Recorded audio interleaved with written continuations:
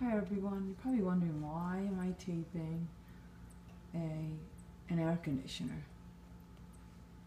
It's kind of strange, but I hear a noise coming from it. Do you hear it?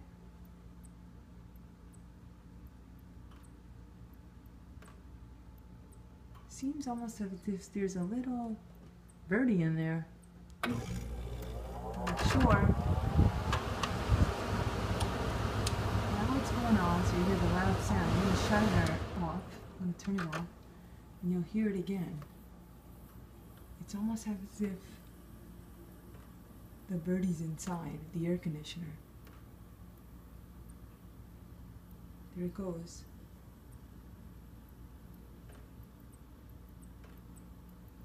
And I'll tap it.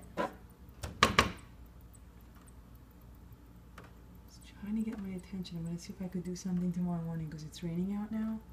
Might be hiding inside. And I don't want to frighten it away. Keep you posted and let you know.